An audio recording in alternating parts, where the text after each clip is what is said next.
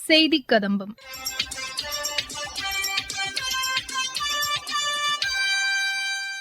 இன்றைய செய்திக் கதம்பத்தில் வேலூர் சிப்பாய் புரட்சியின் 218வது நினைவு தினத்தையொட்டி நடைபெற்ற நிகழ்ச்சி குறித்து எமது செய்தியாளர் தரும் தகவல்கள், சுயசார்பு பசுமை திட்டத்தின் கீழ் கிராமங்களில் சூரிய மின்சக்தி பயன்பாடு அதிகரித்துள்ளது குறித்து நாமக்கல் மாவட்ட செய்தியாளர் தரும் தகவல்கள் மற்றும் மத்திய அரசின் சமூக வலைதள பதிவுகள் ஆகியவை இடம்பெறுகின்றன.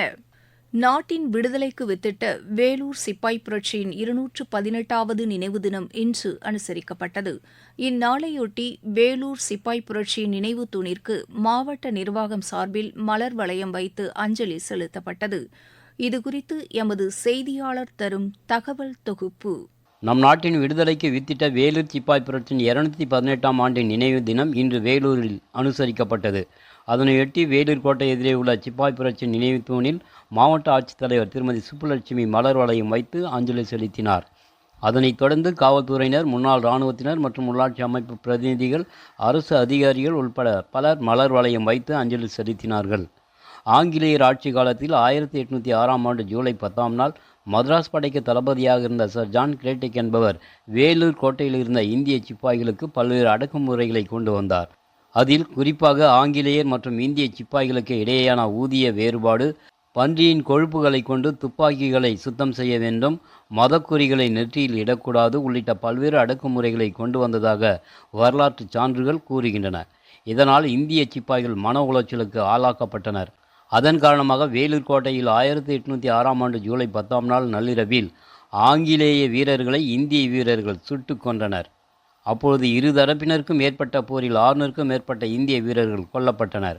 பின்னர் இந்த கிளர்ச்சி நாடு முழுவதும் பரவியது.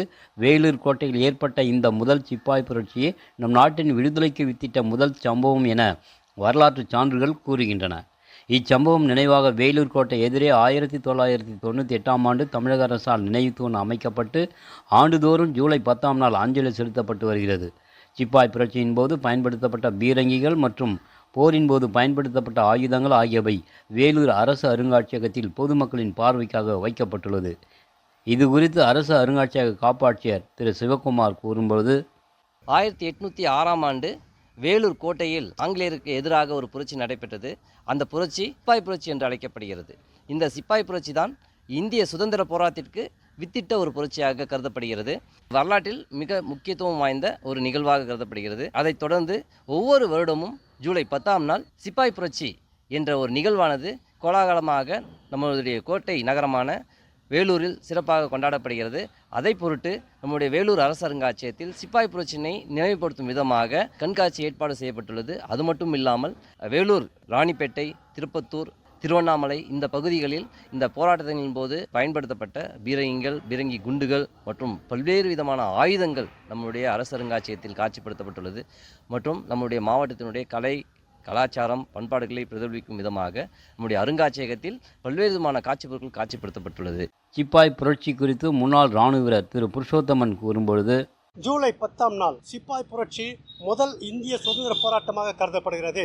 இந்து சிப்பாய்களையும் முஸ்லிம் சிப்பாய்களையும் மிகவும் கொடுமைப்படுத்தி வந்தனர். யாரும் தாடி வைக்கக்கூடாது, முடி வைக்கக்கூடாது, எல்லாரும் சேவிங் பண்ண வேண்டும்.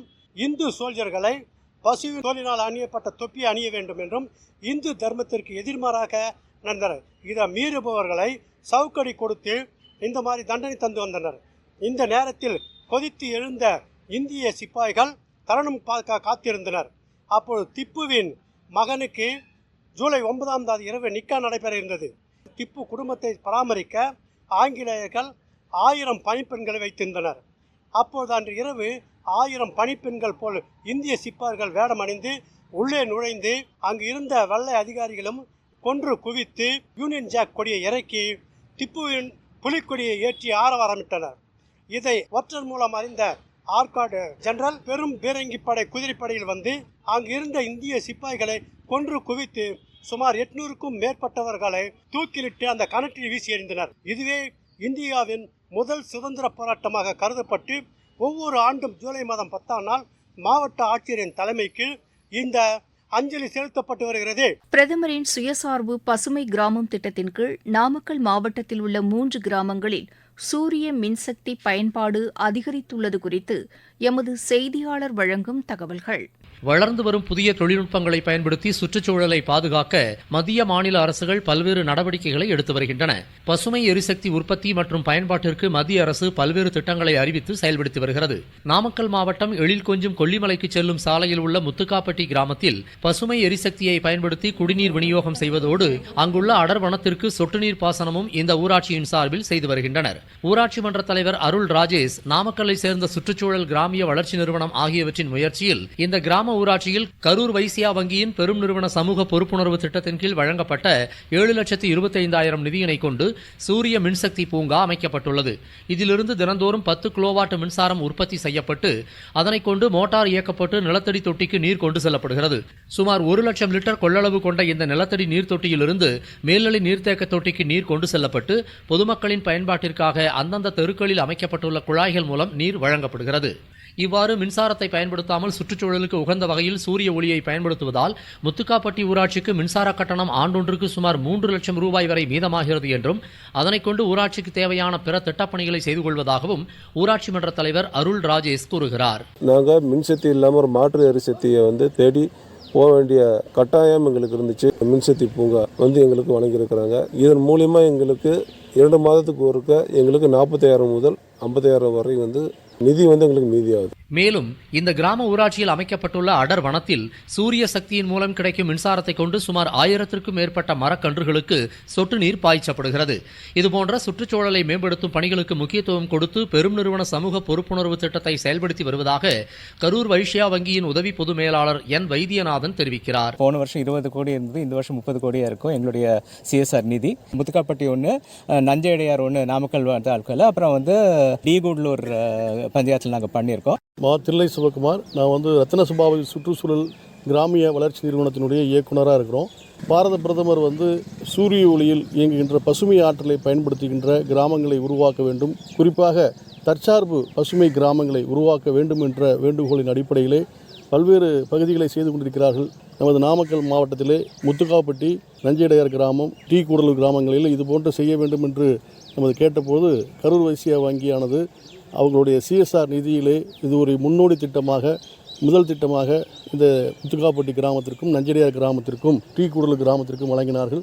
இதன் அடிப்படையில் இந்த கிராமத்தில் பசுமை ஆற்றலை மேம்படுத்துவது, இங்கு கிராம அடர்வனம் அமைத்து அதன் மூலம் இந்த சுற்றுச்சூழலை பாதுகாப்பது, இங்கு இருக்கின்ற தூய்மை காவலர்கள் பயன்படுத்தி இங்கு மக்கும் குப்பை, மக்கா குப்பை இல்லாத தூய்மையான கிராமமாக உருவாக்கும் முயற்சியில் முத்துக்காப்பட்டி பஞ்சாயத்தானது மிகுந்த ஒத்துழைப்பு அளித்தது.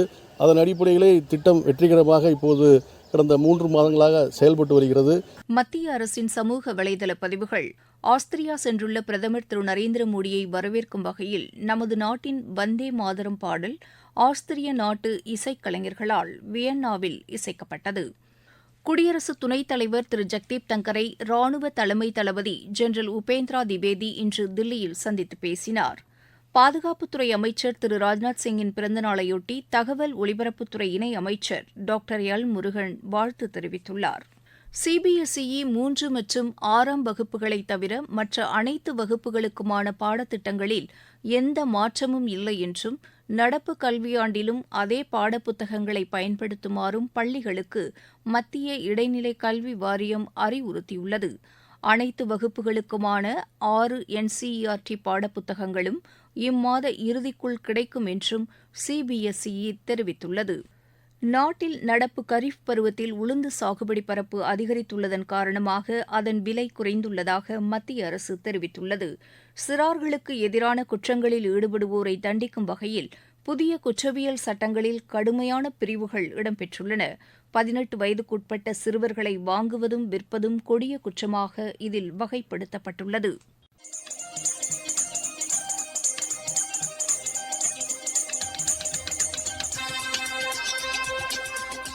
இத்துடன் இன்றைய செய்திக் கதம்பம் நிறைவு பெறுகிறது.